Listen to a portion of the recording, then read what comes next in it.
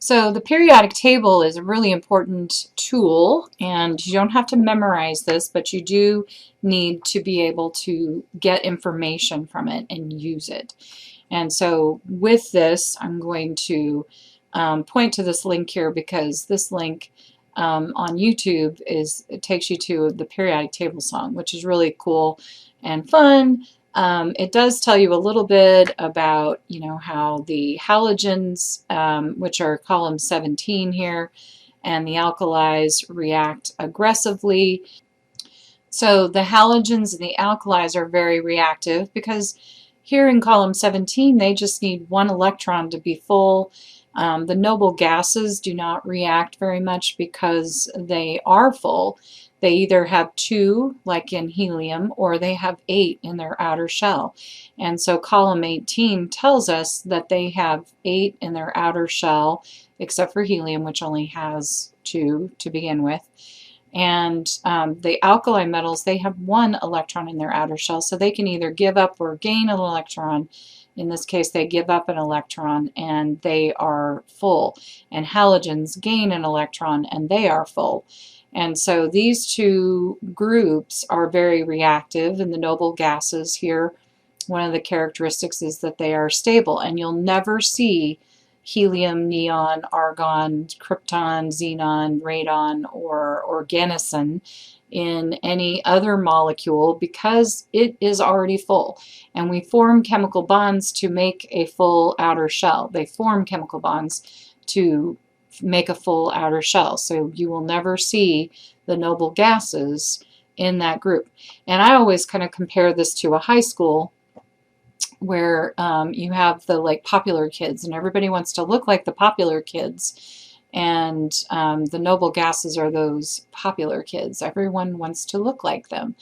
And they are very stable by themselves. And so they're kind of aloof, and they don't need to, mix with the riffraff. And so anyway, the noble gases are those elements that don't need any other elements to be complete. But all these others are they're just so close to being full, but they're not. Or, they could share, hey, it's cool, I can share an electron or so. If you're in the middle of the periodic table, that's what you typically do. But if you're on the edge and you just have 1 electron, I just need to be full. And then that's all they need, is the 1 electron to be full. By the way, there is a little error here. I want to point that out, because this is supposed to be Na. So when you look at the symbols, little a, the second letter is always lowercase, because this is the symbols.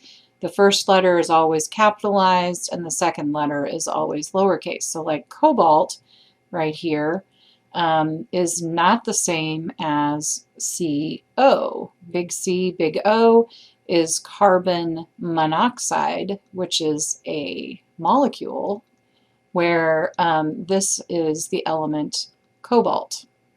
And so that is not the same thing. And that is a huge error in the periodic table. But the rest of it should be pretty good. And I have links for a periodic table which you will get to use on the test. The only thing that it's lacking is the names of the elements. And so you will have to know numbers 1 through 20 in terms of the periodic table, their atomic number.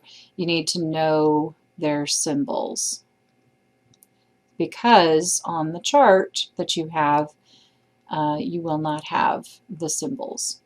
And so you have to know at least the first 20 symbols with the elements. And most of the elements we're going to be looking at are in this group right around here. Carbon, hydrogen, oxygen, nitrogen, phosphorus, and sulfur are the most common elements in organic molecules and living organisms. So that is a little bit of an introduction to the periodic table. So what do we know about the periodic table? What information can the periodic table give you? The protons are equal to the atomic number. So if you look at the periodic table, they have the little squares like this, and there's the name of the symbol. The symbol is there, and then you have like 12.011, and then 6 up here. So this number is the atomic number, and it's usually listed as a whole number. So that's how you can know if there's no key to it. That's how you can tell. The center is usually the symbol, and that is either 1 letter or 2. And again, if it has 2 letters, the first letter is capitalized and the second letter is lowercase. And then the bottom number here is called the atomic weight. And the atomic weight is not the same as the atomic number. It is the average mass of all the isotopes, and so therefore of a particular element. So it's the average mass of all isotopes in a sample of the element.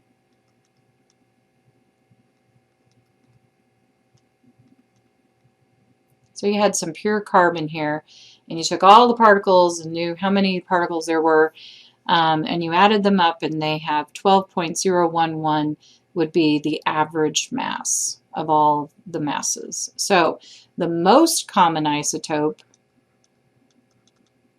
is the one that is closest to this number, the atomic weight.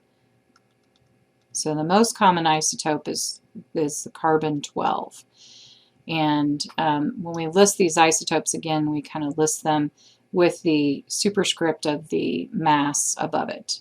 So another isotope of carbon would be like carbon-14. But the most common isotope in samples, just when you take a random sample, is 12, because it's close, the atomic weight is closest to 12. So what we want to do, from the periodic table, we take the atomic weight and we round it to the nearest whole number. And that will give us the atomic mass. So in this case, it would be 12, and that's the most common isotope. So with the atomic mass, you can then take the atomic number, the protons, and that atomic mass minus the atomic number, or atomic mass minus protons, will tell you the number of neutrons. And then the number of electrons is going to be equal to the protons, because they have to have the same number of charge. They have to have an equal positive and equal negative charges. And then if you look at the energy shells, that's the period, like how, if you have, like, if you're in row 1, if the element is in row 1, that's period 1, then 1 energy shell is going to be present. So that's what the periods can tell us.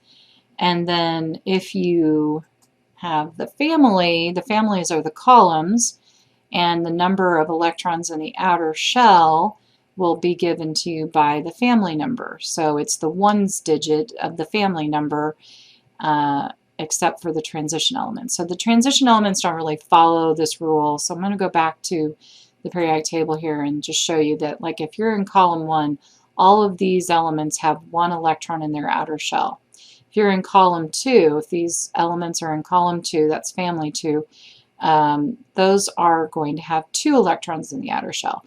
We skip all of these transition elements from 3 to 12, because sometimes they have 1, sometimes they have 2, sometimes they have 3, but it's during this period here, the 3 through 12, when they add new electrons, they don't add them to the outer shell.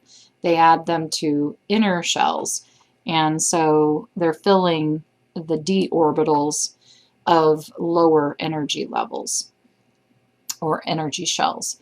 And so that's not something you have to remember so much, and we're not going to really, even though these elements are important, all of the elements are important, and some of these are micronutrients, they are needed in small amounts.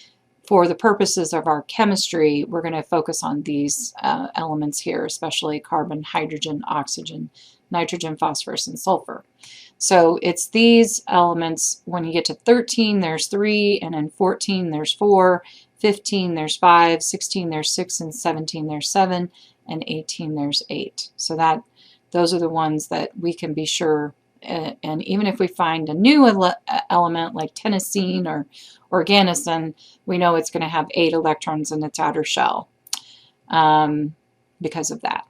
So even though they've put letters here, the first row is period 1. They have 1 energy shell. In these elements in the second row have 2 energy shells, so they have the energy shell that filled up the first shell, the 2 electrons that filled up the first shell, and then they have up to 8 in the second, and then you have, again, you're filling the s orbitals here, and then the p orbitals here, and again, that's not something you have to know. Just look at the number of electrons in the outer shell, and that is going to tell us like how many bonds they need to form. So the number of bonds is the number of electrons that are shared, gained, or lost to obtain a full energy shell. So for the first energy level, the maximum is 2. For all of the other energy shells, the maximum is 8, as long as it's the outer energy shell. So this is the octet rule, and this is the duet rule, where you have 2 electrons, the maximum for these first 2 electrons. In hydrogen and helium, the maximum would be 2.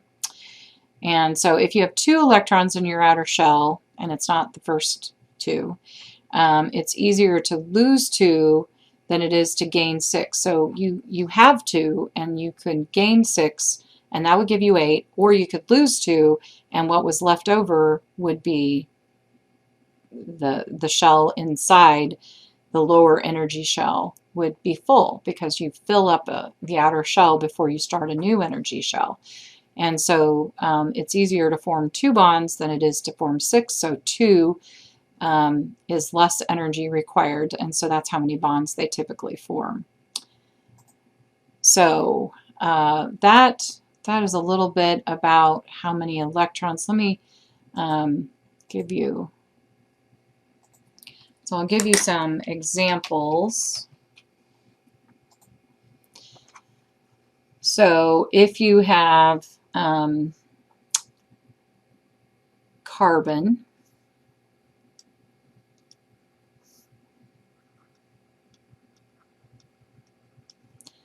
and you have protons, there are 6, because in the periodic table the atomic number is 6.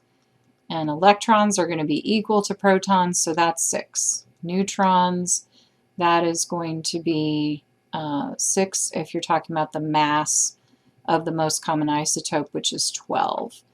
And then the number of electrons in the outer shell,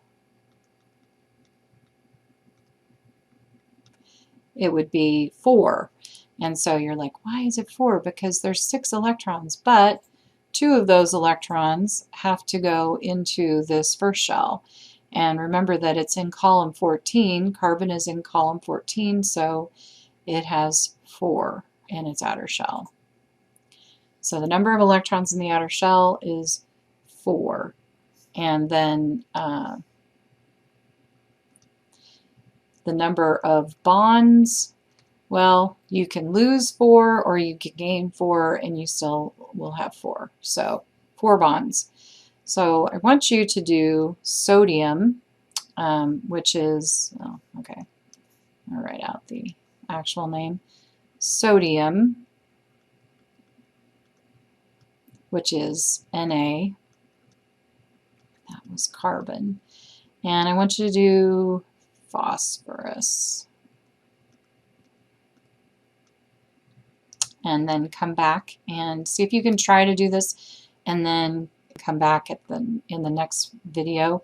I will give you the answers.